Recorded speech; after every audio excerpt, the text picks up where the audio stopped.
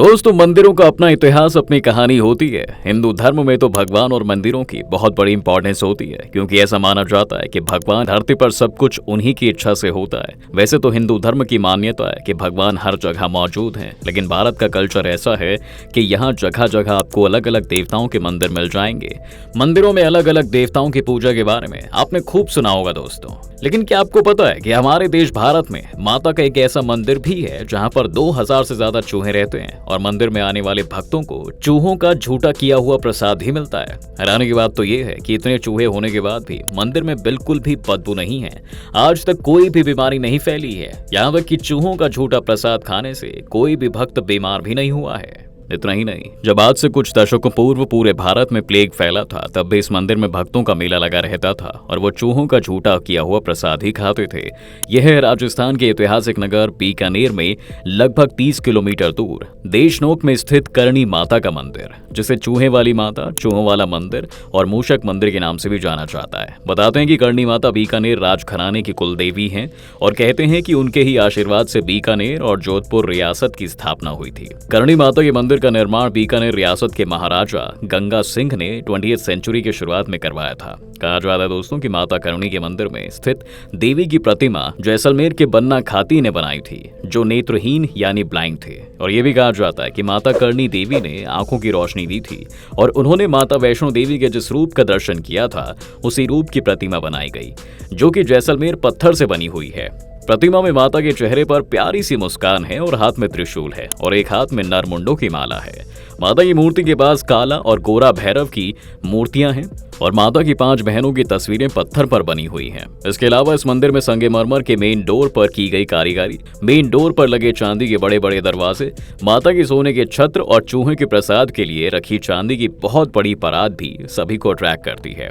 यदि हम चूहों की बात करें तो मंदिर के अंदर चूहों का एक छत्र राज है। मंदिर के अंदर पैर रखते ही हर जगह चूहे ही चूहे नजर आते हैं। चूहों की संख्या का आइडिया इस बात से लगाया जा सकता है कि मंदिर के अंदर मेन मूर्ति तक पहुंचने के लिए आपको अपने पैर घसीटते हुए जाना पड़ता है, क्योंकि यदि आप पैर उठाकर रखते हैं तो उसके नीचे आकर चूहे घायल हो सकते हैं, जो कि अशुभ माना जाता है। और ऐसा करने वालों को तपस्या के तौर पर मरे हुए चूहे की जगह सोने के चूहे देने पड़ते हैं। इस मंदिर में करीब 20,000 से ज्यादा काले चूहों के साथ साथ सफेद चूहे भी रहते हैं। सफेद चूहों को ज्यादा पवित्र माना जाता है और कहा जाता है दोस्तों कि ये चूहे माता करणी और उनके पुत्र के अवतार हैं। मान्यता है कि अगर आपको सफेद चूहा दिखाई दिया तो आपकी इच्छा जरूर पूरी होगी। इस मंदिर के चूहों की एक स्पेशलिटी है और ये है कि मंदिर में सुबह 5 बजे होने वाली मंगला आरती और शाम को 7 बजे होने वाली संध्या आरती के समय ज्यादातर चूहे अपने बिलों से बाहर आ जाते हैं। आरती के समय मंदिर में सबसे ज्यादा चूहे दिखाई देते हैं। यहाँ पर रहने वाले चूहों को काबा कहा जाता है और माँ को चढ़ाए जाने वाले प्रसाद को पहले चूहे ही खाते हैं और फिर उसे बांटा जाता है। चूहे के झूठे प्रसाद को खाकर श्रद्धालु खुद को धन्य समझते हैं। हैरानी की बात तो यह है कि उस प्रसाद से आज तक कोई भी बीमार नहीं हुआ। साइंटिस्ट ने कई बार प्रसाद को टेस्ट किया, लेकिन वैज्ञानिक भी इस बात को नहीं साबित कर पाए कि आखिर मंदिर के चूहों के झूठे प्रसाद को खाने के बाद भी किसी श्रद्धालु को किसी तरह की कोई बीमारी नहीं होती। वहीं मंदिर के बाहर चूहों द्वारा किसी चीज को झूठा किए जाने पर उसमें ऐसे बैक्टीरिया आ जाते हैं जो खतरनाक बीमारियां कर देते हैं। पूरे साल दुनिया में कोने कोने से श्रद्धालु माता करणी देवी के इस मंदिर में आते हैं और इस चमत्कारिक मंदिर के दर्शन भी करते हैं। इतना ही नहीं दोस्तों, चूहों के लिए दूध, मिठाई और अन्य प्रसाद भी लाते हैं। चील, गिद्ध और दूसरे जानवरों से इन चूहों की रक्षा के लिए मंदिर में खुली जगहों पर बारीक जाली लगाई गई है। 800 साल पुराने इस मंदिर में सीढ़ियां छूने से संगीत की धुन निकलती है। आज जहाँ यह मंदिर है वहाँ पर एक गुफा में करणी माता अपनी इष्ट देवी की पूजा किया करती थी। यह गुफा आज भी मंदिर परिसर में स्थित है। करणी माता मंदिर में रहने वाले चूहे माँ की संतान ही माने जाते हैं। करणी माता की कथा के अनुसार एक बार करणी माता का सौतेला बेटा कोलायत में स्थित कपिल सरोवर में पानी पीने की कोशिश करते हुए डूब कर मर गया था। जब करणी माता को यह पता चला तो उन्होंने मृत्यु के देवता यम को उसे दोबारा जिंदा करने की प्रार्थना की। पहले तो यमराज ने मना कर दिया, पर बाद में उन्होंने विवश होकर उस चूहे के रूप में दोबारा जीवित कर दिया। हालांकि बीकानेर के लोक गीतों में इन चूहों की एक अलग कहानी भी बताई जाती है, जिसके अनुसार एक बार 20,000 सैनिकों की एक सेना देशनोक पर आक्रमण करने आई, जिन्हें माता ने अपने प्रताप से चूहे बना दिया और अपनी सेवा में रख लिया। यहाँ रीति रिवाजों के अलावा करणी माता मंदिर से जुड़ी हुई कई दिलचस्प कहानियां भी हैं। कहा जाता है कि मारवाड़ रीजन के सुवक नामक गाँव में एक मेहा नाम का चारण जाति का आदमी रहा करता था। वह बहुत ही आइडियलिस्टिक और हिंगलाज देवी का परम भक्त था। उनकी 5 बेटियां थी, लेकिन वह बेटा चाहता था जो उनके वंश को आगे बढ़ाए, इसलिए वह हिंगलाज देवी के मंदिर में बहुत बड़ी पूजा करता था और माता से बेटे होने का वरदान मांगता था। तब माता आदमी देवी ने चारण के घर पुत्री रूप में जन्म लिया। कहा जाता है कि माता हिंगला देवी ने पहले चारण की पत्नी को दिव्य दर्शन दिए, उसके बाद बेटी के रूप में जन्म लिया था। सांवले रंग की वह कन्या अलौकिक तेज लिए हुई थी। उस दिव्य कन्या का नाम रिद्धि बाई रखा गया। जब मेहा के घर में छठी पुत्री का जन्म हुआ तो उसकी बुआ ने दुखी होकर गुस्से में रिद्धि बाई को उंगली दिखाई, तब उनकी उंगली टेढ़ी हो गई थी। बेटी के जन्म के बाद चारण के घर में धन धान्य बढ़ने लगा और चारों तरफ खुशहाली आने लगी। इसके बाद चारण के घर 2 बेटों का जन्म हुआ।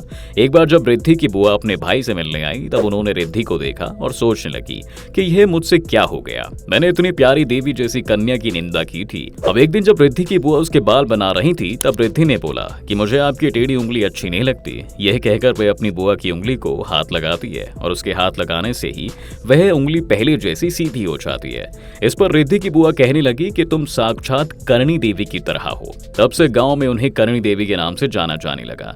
करणी देवी की शादी साठीका गांव के केपोजी चारण से हुई थी, लेकिन शादी के कुछ समय बाद ही उनका मन सांसारिक जीवन से उब गया। इसलिए उन्होंने केपोजी चारण की शादी अपनी छोटी बहन गुलाब से करवाकर खुद को माता की भक्ति और लोगों की सेवा में लगा दिया। अब दोस्तों, एक बार अकाल पड़ने पर दिपोजी अपने परिवार और अपनी सभी गाय के साथ जांगलू राज्य की तरफ जाने लगे, जहां के राजा कान्हा राव बहुत ही अत्याचारी थे। वह अपनी प्रजा पर अत्याचार करता था। जब दिपोजी अपने परिवार और गायों के साथ उनके राज्य में पहुंचे तो राजा का एक छोटा भाई रणमल गौ भक्त था और सबका आदर करता था। जब उसको ये पता चला कि उनके राज्य में दिपोजी अपने परिवार और गायों के साथ आए हैं तो वह उनके पास गया और आदर से उनका सम्मान किया और सभी गायों को पानी पिलाया। उस समय देवी भी उनके साथ हुई थी। ये सब देखकर बहुत खुश हुई, लेकिन फिर सैनिकों ने अपनी अत्याचारी राजा की बात बताई। तभी राजा कान्हा राव वहां पर आया और गुस्से में बोला कि तुम मेरे राज्य से वापस चले जाओ, वरना मेरे सैनिक तुम्हें बंदी बना लेंगे। देवी ने कहा कि ये पृथ्वी सभी जीवों के लिए है, इस पर सबका अधिकार है, लेकिन फिर भी अगर तुम मुझे अपने राज्य से भेजना चाहते हो तो मेरे पूजा पेटिका को बैलगाड़ी में रख दो, मैं वापस चली जाऊंगी।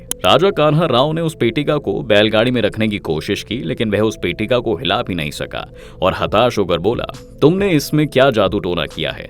अगर इतना ही जादू आता है तो बताओ मेरी मौत कब होगी? तब देवी ने बोला, ए मूर्ख राजा, तू सिर्फ 1 साल तक ही जीवित रहेगा और अगर तुझे जल्दी मौत चाहिए तो मैं ये रेखा खींच रही हूँ। अगर तूने इस रेखा को पार किया तो उसी समय तू मर जाएगा।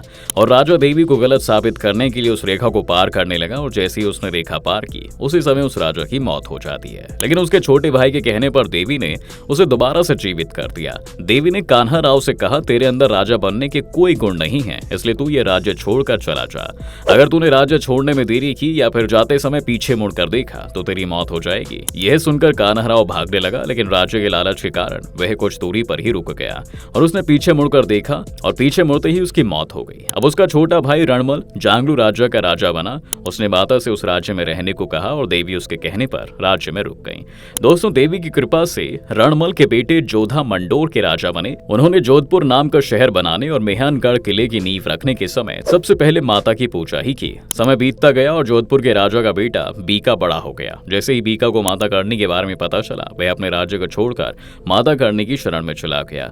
करनी माता ने बीका को आशीर्वाद दिया और उसके बाद बीका ने एक सुंदर राज्य बीकानेर बनवाया। कहते हैं करनी माता 151 साल तक जिंदा रही। उन्होंने 23 मार्च 1538 को समाधि ले ली थी। इसके बाद भक्तों ने उनकी मूर्ति की स्थापना की और आज भी उनकी दोस्तों पूजा की जाती है।